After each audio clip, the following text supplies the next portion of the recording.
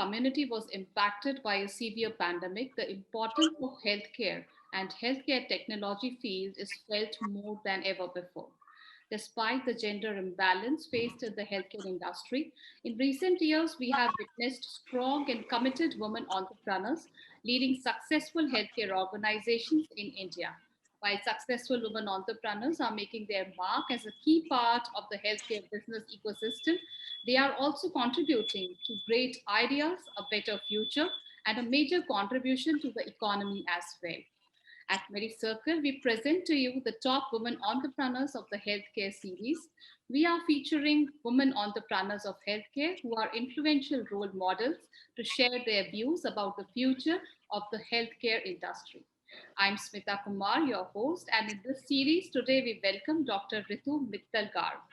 Dr. Ritu Garg is the Zonal Director and Head at Fortis Memorial Research Institute. She's an ENT surgeon and turned to healthcare management after spending 12 years in a premium medical school in India. Dr. Garg has handled senior leadership roles across functions and organizations like Fortis Healthcare, Sakra World Hospital, and AMROP India. Dr. Garg has an astute understanding of healthcare dynamics and changing landscape in this space. She also has keen interest in digital innovation in healthcare and works with health tech startups to help build efficient and future ready healthcare service delivery models. Hi, Dr. Ritu. Welcome to Medicircle. Hi, Smita. Nice to be in this show. Thank you. So, welcome, Dr. Ritu. And one fast question with you. What is your contribution to the healthcare industry as an entrepreneur? So I am more like an intrapreneur because I work, with an entrepreneurship spirit in a large organization. So I would call myself an intrapreneur rather than an entrepreneur. So my contribution in healthcare is, I think I've been able to get the insights of a clinician, a patient, and a business professional together at one table. I've been now with Fortis. I think corporate healthcare has come of age in last decade. The contribution by the private sector and overall healthcare industry in COVID pandemic has been exemplary in India. And it's great to be in part of this journey and be center of providing the best world-class outcomes and healthcare delivery at much affordable cost in India. So entrepreneurship has its struggles, and being a woman entrepreneur adds to it. But what do you think are the advantages of being a woman entrepreneur?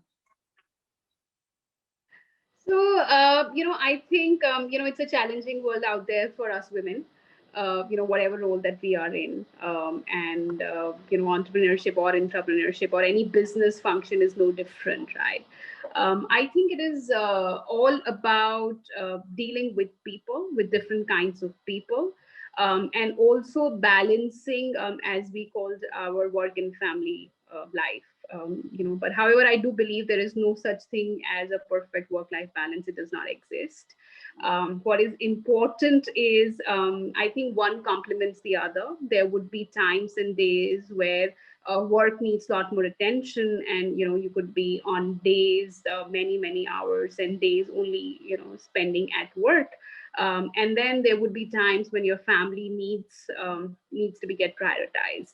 I think the only way to be able to do is, build one large ecosystem encompassing both. Instead of trying to juggle between the two, one should be supportive of the other.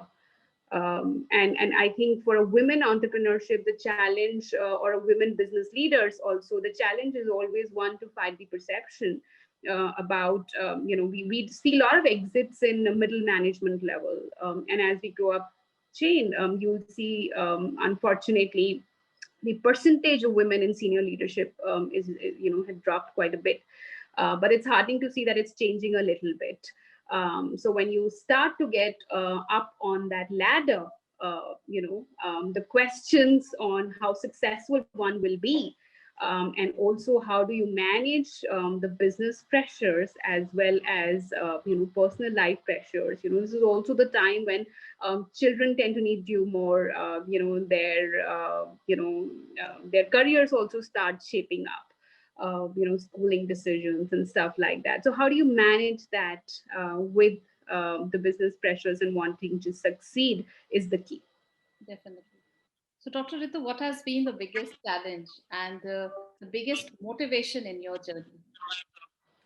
For me, the biggest motivation is actually it's self-driven. It is wanting to make a difference, wanting to leave behind a legacy. Whatever function that you do, whatever work that you do, there's something that you should be able to look back with satisfaction and a smile when you sit quietly with a cup of coffee. I think that is what defines it. That is the biggest motivator. I don't want to go home and see, look, there could be a couple of days, but at the end of a month or a quarter, when I look back on my journey, what is it that I've added? Have I really, been able to change something, however little?